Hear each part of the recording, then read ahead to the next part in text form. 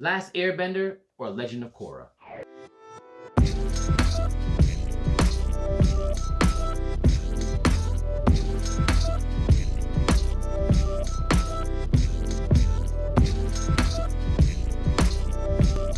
what's up, Nerd fam? This is your boy Gashawn. I want to welcome you to Enter the Nerd. So, with the ever approaching live action Last Airbender series coming up on Netflix, which a lot of people, not very excited.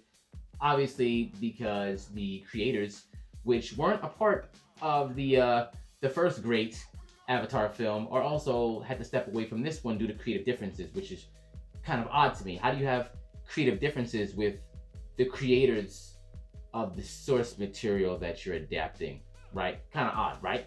But with that coming up, obviously a lot of talk around the original series, Last Airbender and Korra, that coming up, seeing them a lot in these groups and chats about which one was better, what they loved about the original, or even the second one, and so on and so forth. So I just want to talk about, so which one of them was indeed better, or are they both good in their own right? Or let's just talk about it, right? So in my opinion, Last Airbender did tons of things better, which number one, pacing and storytelling. There was a clear beginning and end to the first series, right? I mean, you knew what had to be done. Aang, the Last Airbender, obviously, had to master these 4 elements, because if he didn't do it in time, the Fire Lord was going to pretty much bring the apocalypse to the Earth. And you know what? Very simple. So you knew what the roadmap, like where he had to go, what he had to do. He had to go and learn from people. And the people who were in his group, or Team Avatar, right?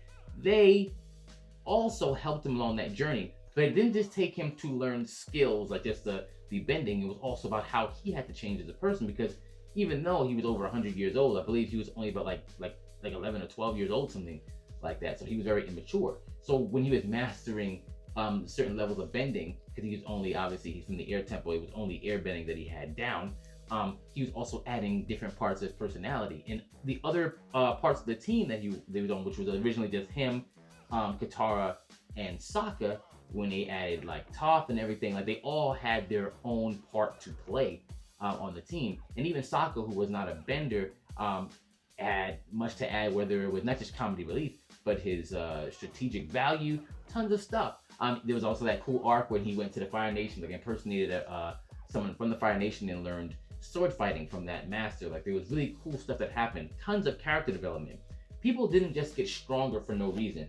One of the best things about this series was that if someone got better at bending, it was because they were practicing. Like a martial art, you don't get better at it unless you keep on going. And I love that type of power progression, because it happens for a reason. It's not just, oh, powerful enemy, I have to get powerful, like inexplicably for some reason. We don't know why, but we know what was happening. And no, Team Avatar didn't always win every battle, but they also didn't lose every single battle, which we're going to be talking about later on when we get to Korra. As well as, because there was only one villain, there was always this overarching story that we knew was going to lead to, and suspense was going, and we knew there was real stakes. And obviously Zuko's turn was a very, like, it changed the entire series in a good way. And we kind of saw it, we felt it building up. We didn't know if it was really going to go there. It was a very solid series. Solid story, solid characters, and solid power progression and scaling. Because people just, like, even though Aang was starting to know the bending, it wasn't like he all of a sudden was more powerful than a person who'd been say he just learned earthbending yesterday. He's not all of a sudden more powerful than someone who's been earthbending forever. He wasn't better at earthbending than Toph was. He wasn't a better waterbender than Katara. Eventually he's supposed to be able to master all of them, but people who have a singular mastery can still teach him something, which was also really, really good, and they pointed that out several times. There were people who were prodigies, like Azula, and certain abilities. There were like subcategories for the bending too, like, with fire you have lightning, water you have the blood bending, then like the metal bending and sand bending and stuff like that, right? Tons of stuff, tons of really, really cool stuff that happened in the series. And obviously when you saw that last battle, it was like a 2-part episode where, the Sozin's Comet and all that type of stuff like that. It was very satisfying when he beat the Fire Lord. It was like, this was a long time coming. This whole series was built up to that. The final battle between Zuko and his sister, that whole battle at Ba Sing Se, this whole series built up to it, and it felt great at the end. Now, let's juxtapose that over to The Legend of Korra. Now, I'm not gonna say that Korra didn't do certain things well. I thought, in terms of the villains, it wasn't consistent. Season 1 had Amon, who was a great villain at first, because obviously in this world, you have people living side by side, you know, that like people who have bending, people who don't. It was kind of like what's happening in X-Men. Like what happens when you have people who have powers, who know they can do stuff, living next to people who can't. And that was a kind of cool conflict where the equalists came up with how do we make things equal for people. And you know, there was a way that people could take bending away. And then you were like, oh, it's just blood bending.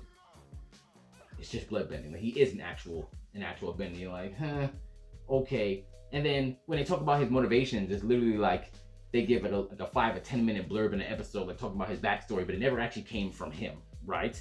So much progressed in season 1. They went from like an underground group to like an entire like corporation backed movement where they had like mechs and planes, and it happened like a span of like 3 episodes.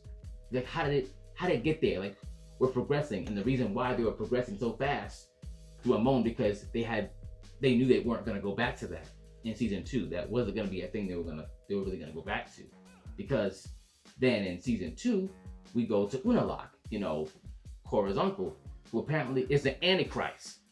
Like literally wants to open the spiritual realm and become whatever. And that was clearly the worst season in Legend of Korra. Like it was really bad. And literally the entire plot of the villain was said randomly to Korra by an old lady. She was like, the apocalypse is pretty much coming in like 3 days and something like that. I'm paraphrasing, but literally she got told what was gonna happen after Korra had some weird vision. And then she goes, oh, I have to stop this. And then they had this weird Power Ranger-like battle where she used her bending avatar abilities to make her giant and fight her giant uncle. It was really, really bad.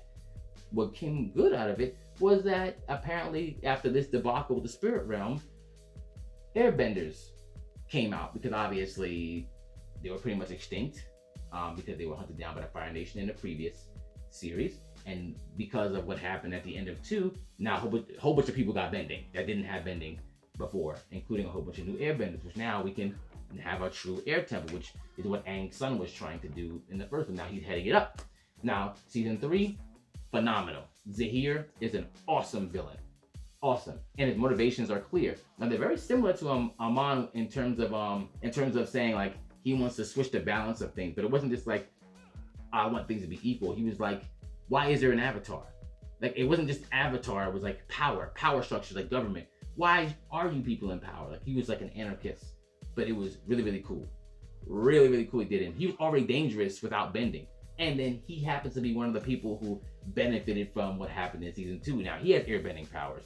And then he also achieved something that apparently hadn't been achieved by an airbender in like hundreds of years, which was the power of flight. In season 3, he had like a lot of kind of adult things. Like he pulled the air out of like the Earth Queen's lungs. His girl, who was like a female like combustion, another like sub-bending of fire.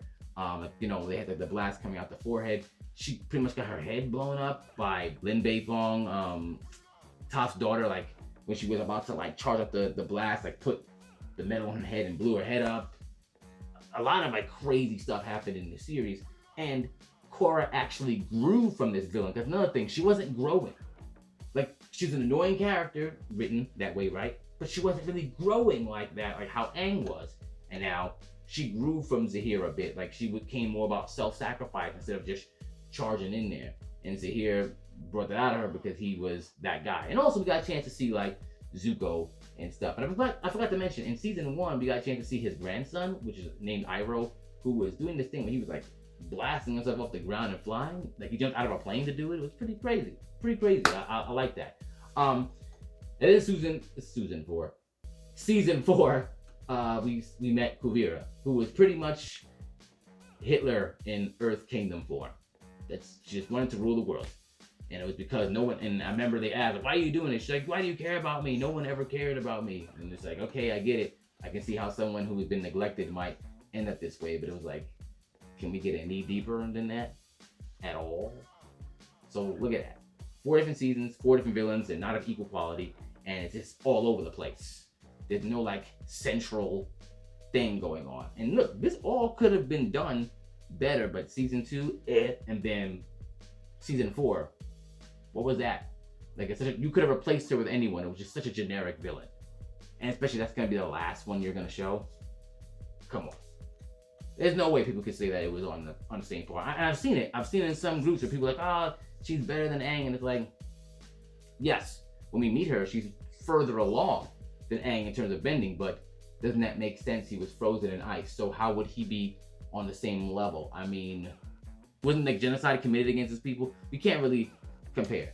They also weren't very consistent with like certain bending powers, like lightning. Lightning was something that was really only seen by the royal family in the original series. Like, it was made it seem like they were the only ones talented to be able to do it. Like, you needed to be.